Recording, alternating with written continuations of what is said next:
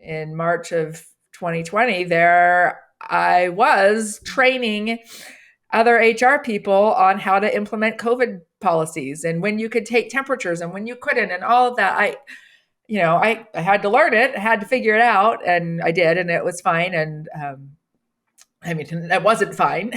It was terrible. I never want to do that again. But the reality is I don't know what's going to happen in 2023. Do I hope that I have to learn more public health stuff? No, I would prefer not to do that again. But who knows what it is? But we need to at least acknowledge the scenarios that we can predict.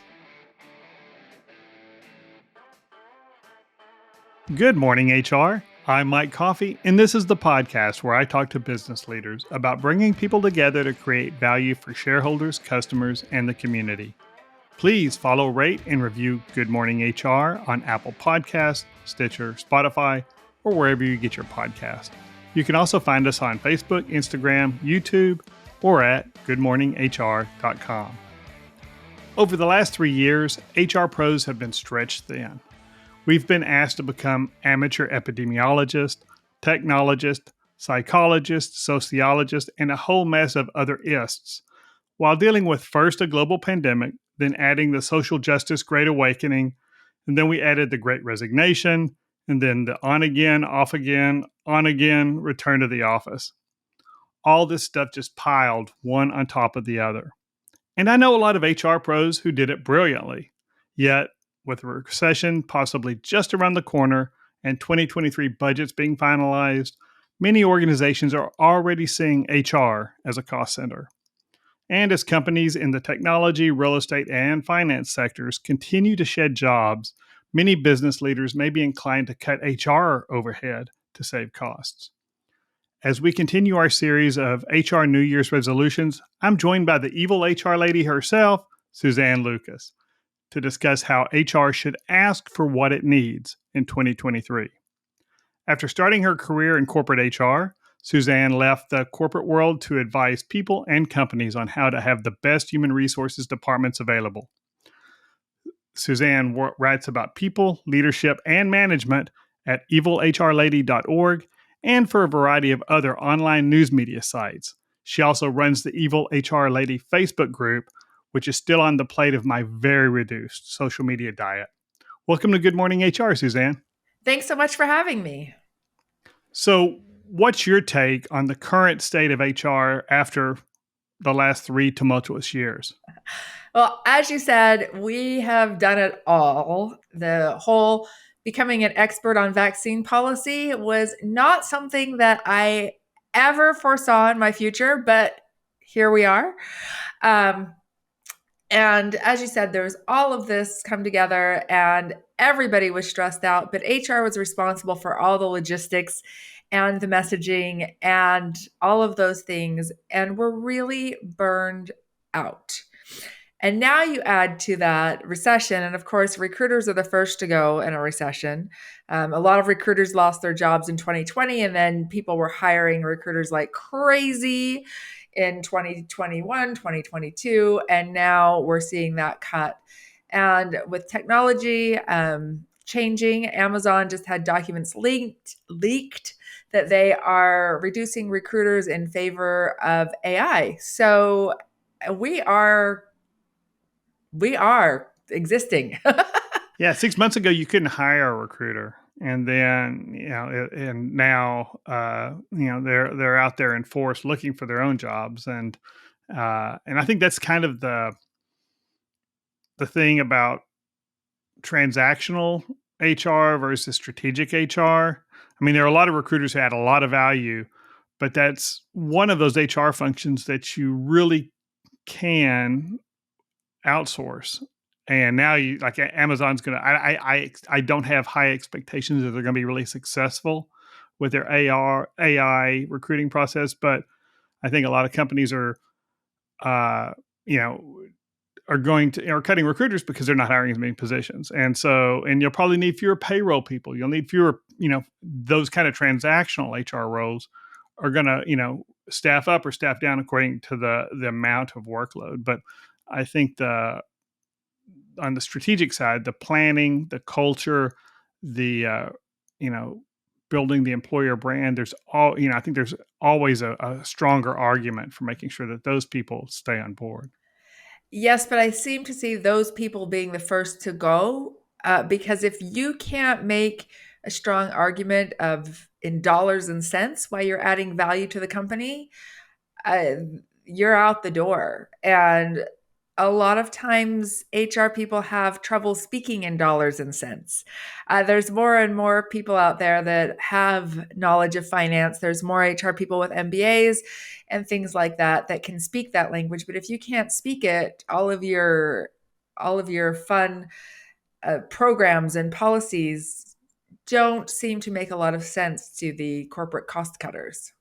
I think you're right, and I think part of that is we where we are successful and where we really bring value to those areas, building the employer brand, maintaining culture, improving culture, uh, keeping the organization from getting sued, things like that.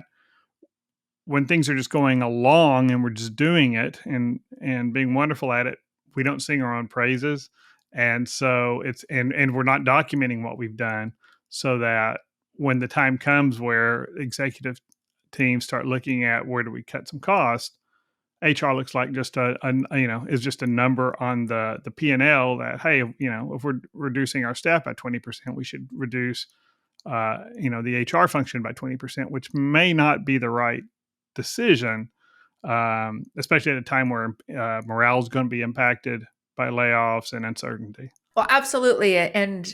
And one of my favorite quotes from my friend Kate Bishop, who is an HR consultant and employment attorney, she says that HR is like the CIA. If they're doing a good job, you don't even know they're there. You only know they're there when something goes wrong. And so that is one of the catch 22s of HR when you're talking about layoffs. If the executive team is like, gosh, everything runs so smoothly here. We don't have any problems with sexual harassment. We don't have any lawsuits. This is great. We don't need an HR. Well, the reason why it's great is because you have good HR, but then you get rid of your HR because everything's great. And then you find out. It's interesting because I was at a State Chamber of Commerce event last week, and I saw an executive who's a friend of mine of a very large company here in Texas, and I've got a lot. He had an HR leader who was just crazy respected about how he builds culture and all of that, and he's since moved on to a consulting firm. And I said, I saw you lost this, so and so, and what's y'all's plan? And he said, well, he built us a great culture and it was great, but now we just felt like we needed somebody on the nuts and bolts side. Just that's all we needed now, because he had done this, and I was like, I'll be curious to see in 2 years what that culture looks like if you're just focusing on the nuts and bolts side of your people leadership. Right. That happens so often, but it also brings up the importance of the nuts and bolts side, because if those nuts and bolts aren't done well, they are absolutely not going to listen to your strategy. If everybody's health insurance is messed up, it doesn't matter that that was done by an outsourced company and it's your insurance broker's fault. It doesn't matter. They're not going to listen to HR's strategic plans when your health insurance got mixed up, or if payroll doesn't run on time. And a lot of companies, payroll is HR adjacent. Doesn't matter if payroll reports into finance. It's HR's fault. And so all of those little things, all of those transactional HR is really, really critical if you want to have good strategic HR. You cannot have good strategic HR and crappy transactional HR. It just Right. doesn't I work. totally agree. Yeah. Yeah. HR gets blamed for a lot. Some of it's within its scope and control, and sometimes other stuff isn't. But we've got to do the block and tackling well, if we're going to expect that seat at the table where we can really talk about culture and extending the company's mission, vision, and values through the rest of the organization. So Absolutely. if you were advising an HR pro who says, "Okay, I need to make the business case for continued or even increased HR investment." Where would you start in that process? Well, first they would ask what they think needs to change, because every company is going to be different. That's one thing about HR is that it's going to be different in every company. There are some things that have to be done, but when you're talking about strategy and culture, different companies have different cultures, and that's fine. We don't all want to work for the same people. Some people want to. We talked about Amazon earlier. I have zero desire to work for Amazon. Nothing I've heard about it makes it be a place I want to work with or for. And that's fine. I don't have to. There's lots of people that want to. They get thousands, hundreds of thousands of applications. There's lots of people that do. I don't. Um, Although Jeff Bezos, if you're listening and would just like to send me some money, I'm totally okay with that. So to identify what problems the company has that you want to solve, and to be able to think about it in terms of return on investment. If we're going to do this, that, or the other, I need to be able to turn around and say, and this is what we expect will happen. And what do we expect will happen? If we start making a real statement that we are not going to tolerate racial discrimination anymore in this company, we're not going to do it. And I can make that case to a CEO, but if I don't warn the CEO that if we start focusing on this, you're going to see a rise in cases. And they'll be like, why? That's the exact opposite of what we want. Well, the reason why there's going to be a rise is because they're going to recognize, oh my gosh, they're going to do something about it. So now I'm going to report it. And then with that in mind, you can talk about the cost savings ultimately, because if people report it in-house, you can solve the problem. If they don't report it in-house, we're talking hundreds of thousands of dollars to do a lawsuit or an EEOC claim. And that's if you win. Right. Yeah. Yeah. And the cost of, over time, the savings would be retention and all of that. But if, most of us at some point in our career worked at a company that said, we're committed to this and we're going to do this, and everybody gets excited, and then they don't see any change, and they see a few people stick their necks out and get them chopped off rather than, get what was promised as far as a response. And it just kills engagement and leads to your good employees who have other options going someplace else, and the ones who don't staying. So you end up with a bunch of turkeys rather than eagles in your organization. So you've got to have that management commitment to make those kinds of changes. But you got to have an HR leader, somebody really adept at doing that, at selling that to the executives, but also executing on it.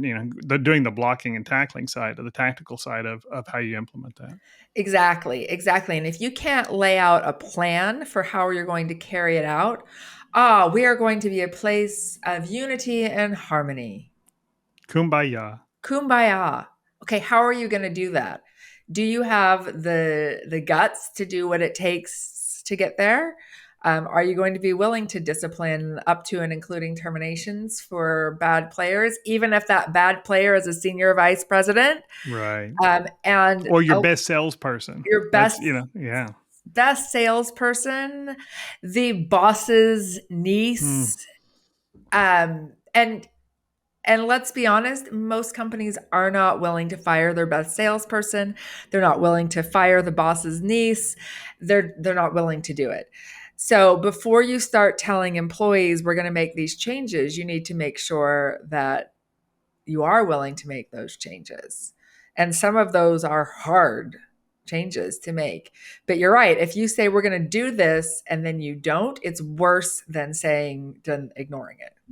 Yeah, one of my favorite quotes around that is John Amici's quote where he said that a company's culture is defined by the worst behavior tolerated, and everybody sees the worst behavior tolerated and knows, okay, that's where the standard is. Now they may hold me individually to a higher standard, because I'm not the best salesman or the vice president's nephew, but that kills any idea on the part of your team that this is really what you're committed to as an organization. Exactly. Exactly. If you're not willing to do that, forget it. There's no point. And then I think there's the issue of selling. And we touched on it a little bit. Selling it, the idea of this of expense versus investment. I mean, there are certain things that are straight expense, right? That but there are a lot of ways to spend money in HR that are really investments, and I think we have to really build that into our business case and not just talk about I need X dollars because this is the standard ratio of HR staff to employees. That comes across as an expense versus talking about the investment side. Okay, here's what we're going to do with our staff dollars, or here's what the buying this new HRIS system will do for the organization, and how that investment will either generate revenue over time or at least avoid expense at a higher ratio to what we're the expense side of it is to implement that system. Absolutely. Absolutely. And you mentioned understanding the company's financials, and I think, like you said, more HR folks do understand the financials than certainly when I started HR 30 years ago. But the problem, I think, is on the strategy side, there's still a lot of HR professionals, even at the manager, director, and more senior level, who don't really understand the company's strategy and how the company is really making money, and how the company and the ability to contribute. If without that, you can't contribute to, okay, well, here's how on the human capital side, which is probably our biggest single line item as far as expenses, we can make adjustments to meet these challenges. And if you don't understand how the company makes money, you're not going to have that. Aren't able to engage in that conversation. That this is something that I'm so lucky. I've started my career at a grocery store chain called Wegmans, and your East Coast listeners will know Wegmans because it's the best grocery store in the whole world. And I have been to 48 countries, and I can say it is the best grocery store in any of the countries I've ever been to, and I love it with all my heart. Have you ever been to But an HEB in Texas, though? no, I I mean, haven't. But okay, because okay, yeah, I guarantee Wegmans is better. But if I've you'd been to like to fly Wegmans. me It's pretty down, impressive. I would be Yeah. happy to take. I actually go to grocery stores every place I go because I find them a very fascinating thing. But that's a side topic. Anyway, at Wegmans, when I worked there back in the dark ages, I started there in 1999. And I presume this is still their policy today, is that even though I was corporate, I was hired as an HR analyst, um, I had to spend 6 weeks in a grocery store. I had to stock shelves. I had to work in produce. They made me work in fish. I don't like fish. Blech. I worked in pizza. I worked with the night manager, which, oh my goodness, she was like, yeah, I've lost 20 pounds on this job because I just walked the whole night going from one problem to another and solving it. But I saw how the business worked, how it made money, and it gave me insight into my analysis. I understood now when I was doing turnover reports why some departments had higher turnover than others. It's not just the management, it's that some jobs were harder than others. It really gave me that insight, that face to face kind of a thing. And that was their policy, is that everybody in corporate had to work in a store. And at Christmas time, from Thanksgiving to Christmas, everybody in corporate that possibly could would go help out in the stores. And is that wouldn't it have been cheaper to hire returning college students that are home for a month to help bag groceries than send your vice president in? Yeah. But is it better to have a VP bagging groceries for a week so that that VP understands how the store is really doing it? You're like, oh, well, I'm an HR person. I don't need, no, you need to know how those things are.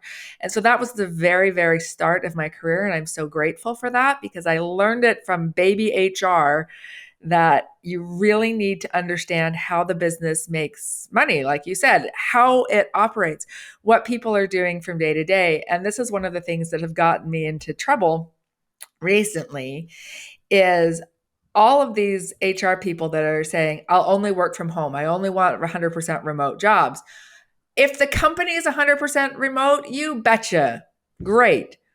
But if there are people that have to be in there, if you're talking retail, if you're talking manufacturing, if you're talking anything where there are people in the office and your HR person is like, well, I'm too good to be in the office. I need to breathe this rarefied air at home. Forget it. Forget it. You become so distant from the people that you're supposed to support and advocate for. It doesn't work. It doesn't work. I totally agree. And even if you're fully remote, your employees are talking to each other somehow. There's Slack channels for different operations or different departments. Even in our, small organization, our operations folks have multiple. We use Zoom, have multiple Zoom chat channels where they're talking about what's going on in their areas and supporting each other and sharing information.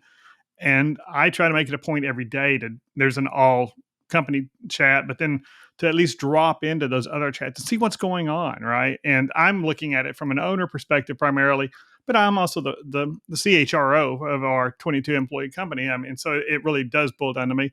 And I get insight from seeing what's going on even online. And I think, oh, well, we're fully remote doesn't let that HR person off the hook from understanding what's going on in however the employees are interacting. And I don't think there's anything that stops you from, if you're fully remote, from still taking on a customer service role, answering some phone calls and or sitting in on some sales presentations or doing whatever it is so that you've got some insight about, again, how the company's making money. Absolutely. And I find that really critical. And often HR gets so busy in the transactional and also in their strategy, but you can't have good strategy if you don't know how people are operating on a day to day basis. So I'm going to look back at my retail past. When I was in college, I worked as a cashier for a company called Kmart. And you might notice that there are no Kmarts left anymore. Or I remember reading an article that there's like 3 left. It used to be everywhere. One of the things that we had to do was wear dress shoes, hard soled dress shoes, to stand behind a cash register. Now you compare that with Wegmans, who I worked for just a few years later, where they would have gone into hysterical laughter if someone had suggested that cashiers needed to wear hard-soled dress shoes. And I think one of the big differences was that at Wegmans, everybody in the corporate office, everybody making policy had stood behind a cash register, had stocked a shelf, had dealt with customers face to face, and they knew that comfortable shoes are the way to go. And that may seem like a really simple thing, but if you have too much separation between the people that are doing the work and that are making the money and the people that are making policies, that's what you get is hard-soled shoes standing behind a cash register. And let's take a quick break. Good Morning HR is brought to you by Imperative, premium background checks with fast and friendly service. Most often people think of Imperative as that really amazing background check company, and that's great, but there are other ways we help our clients with people issues. For instance, as you wrap up your financials for 2022, we can help you verify the accuracy of all your taxpayer IDs for both employees and non-employees before you prepare and submit your W-2s and 1099s. Also, clients sometimes ask for our help in locating former employees to whom the company still has a retirement or 401k fiduciary responsibility. Often, those employees leave the company, move away, and can't be found when needed. We can usually find them. So whatever the situation, we can often help our clients in unexpected ways. You just need to reach out to us. We're here to help at imperativeinfo.com. If you're an HRCI or SHRM certified professional, this episode of Good Morning HR has been pre-approved for 3/4 of an hour of recertification credit. To obtain the recertification information, visit goodmorninghr.com and click on Research Credits. Then select episode 74 and enter the keyword Evil HR Lady. That's all one word, EVILHRLADY. And now back to my conversation with the evil HR lady, Suzanne Lucas. And so as we look at 2023 and try to figure out what, we don't know what the scenarios are going to be. We don't, what's the recession going to look like? Is it going to be a recession that's run by inflation? But if, if the Zennials and certain groups of our employees continue to, quit a job for, reasons that maybe the previous generations wouldn't have even considered quitting a job for. And, if we see the average tenure of an employee be 9 months to 12 months instead of, at least, 24 to 36 months, you may need more HR. So, we don't know what the real scenario is going to be. And depending on what industry we're in, it may be more or less predictable. Anybody in energy in the last 2 years knows what a roller coaster that's been. And as soon as you've adjusted to one reality, everything's changed and you're making more adjustments. So I think as HR professionals start talking about investments or making the business case for maintaining a strong HR presence, they need to consider multiple scenarios and forecast, okay, well, if this happens, here's what you're going to need HR to be able to do. And if this other circumstance happens, you're going to need a different HR approach. And this is what we need to plan for there. But what you don't want is another March and April of 2020 where we were hit with something we didn't anticipate, and we were all, we spent a lot of time spinning our wheels trying to figure out what to do. And so that scenario planning, I think, is something that a lot of HR folks don't engage in. And again, if they don't understand the business and how we make money and all that, and the market we operate in, that makes it almost impossible to do. But I think we've got to think through those circumstances and have multiple plans in place that we can present to leadership. I think you're really right about all of that, that you need to have these plans in place. You need to have your what if scenarios. And there are things you couldn't predict. As I said, if you had asked me in, even November of 2019, gee, Suzanne, do you really think that you'll need to understand, public health and vaccinations? I'd be like, no, I'm an HR person. What are you talking about? And yet, in March of 2020, there I was training other HR people on how to implement COVID policies and when you could take temperatures and when you couldn't and all of that. I had to learn it, I had to figure it out, and I did, and it was fine. And it wasn't fine. It was Right. terrible. Never want to do it again. I never want to do that again. But the reality is I don't know what's going to happen in 2023. Do I hope that I have to learn more public health stuff? No, I would prefer not to do that again. But who knows what it is? But we need to at least acknowledge the scenarios that we can predict, or that, predict is the wrong word, that, we can say this is a possible outcome here. And you see some of these things going on. You see with big tech cutting heads. Elon Musk got all the press about chopping Twitter in half, and Facebook kind of got a pass, and they didn't lay off nearly as high a percentage as Twitter did, but they laid off a lot more people than Twitter did. And Amazon is laying off 20,000 people. That's huge. That is huge.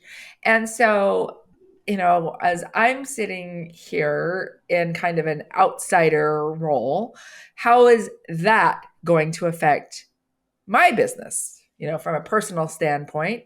As tech companies, one by one, start chopping heads, are they also going to chop the training and development that I give? Possibly. Should they? No, absolutely not. They should increase it. Right. Well, but you would change your training too. I mean, Absolutely. If at a time where clients are having to lay off people, that's when you start talking how to do a a how to do a compassionate layoff. riff. Yeah, right. Right. I am not currently running any webinars on whether or not you can take employees' temperatures. Um, Right. and I ran those pretty much every week for a year and a half, and they were always full because everybody needed that kind of information. I don't run them anymore. So I had to make that change. That's from a me side. But every company needs to think about those types of things. What are you going to be doing? As new laws are put into place, how is that going to affect your business? And there's so many times, we joke about the whole joke of the, well, I didn't think the leopards eating your face party would send leopards to eat off my face, you Right. know, and a lot of times people vote for or support bills that they don't understand and how that's going to impact their business and their jobs. And you really need to pay attention, and on the local level, not just on the national level. And you mentioned Elon Musk's adventures at Twitter and laying off a bunch of people and then having to turn around and rehire a bunch of people and or try to and trying to get people to come back that maybe he's a little overzealous on. But that's another risk that leaders, if they really if they when they cut into HR or any department, but certainly rebuilding your talent management and your infrastructure is going to be a challenge after you've laid those folks off. And so if you've got great performers, do we really want to do this yo-yo thing where, okay, so we've got a 3-month downturn, so we're going to cut a bunch of people in HR, which is, in a lot of ways, HR has a lot of the institutional knowledge and the legacy information and understands, especially your longer term HR folks, understands why we do what we do, the way we do it. And um, losing that that history and the experience and skill and familiarity with the culture and who we, the kind of people we hire and how we serve our customers through people, that's expensive, rebuilding that infrastructure. And I think that's another key part of your argument to leadership about maintaining HR through maybe a downturn. Yeah, you're absolutely right. It's so expensive to hire, and people don't see the costs of hiring because they're not so black and white. All of that training, all of that institutional knowledge, the person that says, "Oh, we tried that in 2017, and here's why it failed," and with that knowledge, you can say, "Ah, but the conditions have changed. We want to change it." But you want that person that can say, "This is what we tried. This is what happened, and maybe we don't want to try that again." Or at least that way, right? That's Or at least here's what that we way. learned last time. Here's what we learned last time, and we decided not to go forward. If we go forward this time, maybe we may need to turn these knobs and push these levers to see if we get a different outcome. Right. And the new and shiny isn't always better. One of those things um, that bothers me is this idea of that everybody needs to be this type A go-getter climbing the corporate ladder. You don't want that. You Right. don't want everybody in your company to be that. You lose institutional knowledge, you lose stability. You have a lot of infighting as people are fighting over each other. What you really want is some people that are really aggressive, whatevers, and then people that are going to do the work. And this whole thing with quiet quitting drives me bonkers because people doing their jobs and going home is what we in HR have been arguing for years when we're talking about work life balance. Hello, that is work life balance. Exactly. And that's uh, you know having all type A employees who really want to, climb the corporate ladder and you want to keep investing in them to keep a deep bench and all that, that's a great recipe for wage inflation. And just really put a lot of fat on your books. And I think, and I think the whole quiet, and I put an article on it, but that the whole quiet quitting thing, that's not a new problem. That's we've always had two groups of people who underperform, who just, are going to do as little as possible not to get fired. And that's always a leadership issue Right. because we hired the wrong people. We maybe incentivized them poorly, maybe we oriented them poorly, and we certainly are managing them poorly if they're still there and they're not performing. Either that we need to manage them up or manage them out. And that's a leadership issue. I don't have a problem with the employee as much as I do with their leaders. And then on the flip side, if it's the leader who is constantly squeezing that last drop out of the lemon every day and expects their employees to perform at 110% at 8 a.m. straight through 5 p.m. every day, yeah, I mean, who wouldn't be frazzled at the end of that day? And maybe that leader does that because they're the personality who can grow, who's driving to do that, but expecting that out of everybody else who wants to have a life and wants to be able to give something to their families at the end of the day, and all of that is that's a leadership problem. That's not an employee problem.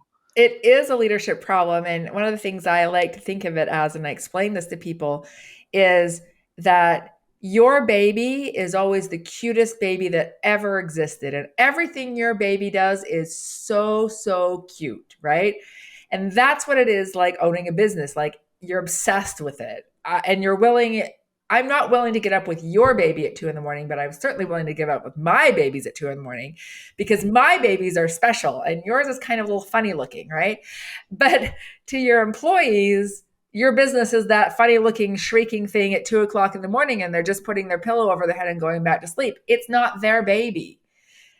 And so often when you're in a senior leadership role or you're an owner, founder, it's your baby and you can't see that it's really kind of ugly and has funny hair and is definitely going to need braces, right? You're like, oh, this is so beautiful. Everyone's like, oh, it's a baby. Um, Yeah. Congratulations. Are you happy about that? And and we need to be able to see that it's okay. It's okay that people aren't getting up at 2 in the morning or working 80 hours a week. And if you want them to do that, you need to give them a piece of the pie so that it is their baby. And that's why equity is so important, especially in senior and strategic roles, because without that, it's not my baby. I'm going to go to bed. I'm not going to get up at 2 a.m. with your baby. And we've seen several. That's the thing. There are no secrets in the world anymore. And so we've seen several instances with managers who have posted notices to their employees and or sent emails to all their employees. And these are large corporations, and this is just a local, Olive Garden manager, blasting employees for calling in sick, or your dog is sick, or your dog died, or whatever, and people need time off, and just blasting them for taking any time off, and saying when I was, in the frontline service role, I was a superhero. And then when you find out, uh, that not everybody else wants to do that, and you're the regional manager or the manager of the store, then suddenly your people are, you know, they don't want to, they don't. You're surprised they don't want to do what you're asking them to do, and then your employees are doing screenshots of your emails or taking photos and posting it on Reddit and Twitter, and now in the whole world sees your management style is not the kind of place that this person wants to work at. And you're right, the whole world sees it. And I've had managers say to me, like, well, isn't it illegal? And I'm like, it doesn't matter whether it's illegal or not. It really doesn't. In a lot of states, you have to have two-party consent to record a conversation. Fine. Take that employee to court that records your Good luck. conversation. Yeah. But it's already gone viral on, TikTok or whatever. And you can't undo that damage. You can't undo it. And your employee doesn't have any money for you to sue anyway. So, you have to always act as a manager as if every email that you write, every meeting that you have, everything is going to be shared on social media. You have to act that way. And if you don't, at some point, you're going to get caught off guard. And your funny joke where everybody thought it was funny, everybody laughed. Oh, doesn't go over so well when it hits social media. Right. And there was a guy just on LinkedIn last week, um, that I'm sure he thought he was like flexing and showing how awesome of an employee he was. Talked about his baby was in the hospital, but he was going to stay doing his sales thing. Got absolutely crucified on LinkedIn, got crucified on Reddit. I tried to find him. He's taken down his LinkedIn altogether. Um, ruined his life temporarily if his Mm-hmm. wife doesn't kill him for taking off when the baby's in the hospital, um, over something that he thought he would get praised for. Yeah, it was that whole crushing it flex rarely goes over well in popular in social media, and that was even I saw that one and I thought as soon as I read it, I thought this is not going to end well for this guy. It doesn't end well for a lot of people who I even agree with. There's just certain sentiments you don't want to put out there on social media to start with, because you're not gonna get the the appreciation you think you probably are. Even you can be right and still not be in line with the zeitgeist of social medias. But that guy, I just had to shake my head because I was there with when all three of my kids were born and whenever they were sick, and and I've always ensured that my employees have that ability. And I'd be chapped at one of my employees if they told me, "Oh yeah, well I'm coming in, but my kid's sick and I'm having to leave them alone."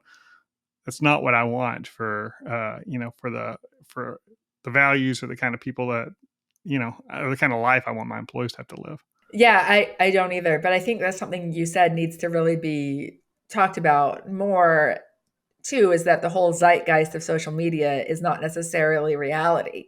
And this is something that I see companies responding to outrage on Twitter, forgetting that Twitter makes up not only an incredibly tiny percent of the population, but it also is made up of an incredibly echo chamber of the community.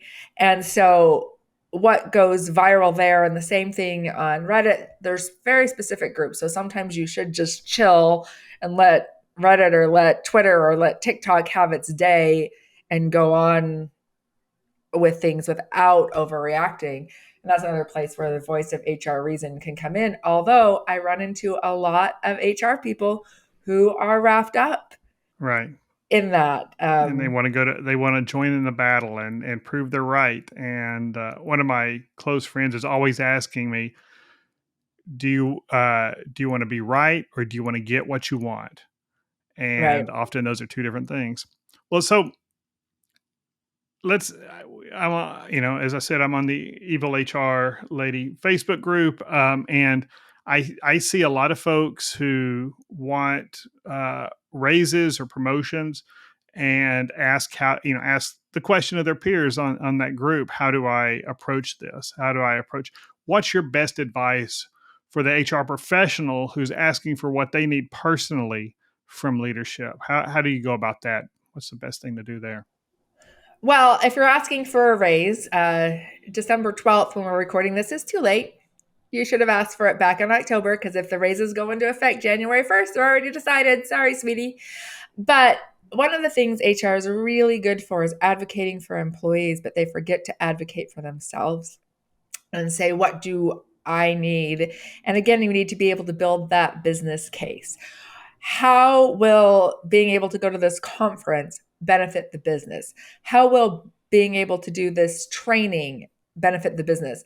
How will the business paying for me to get my SPHR certification benefit the business?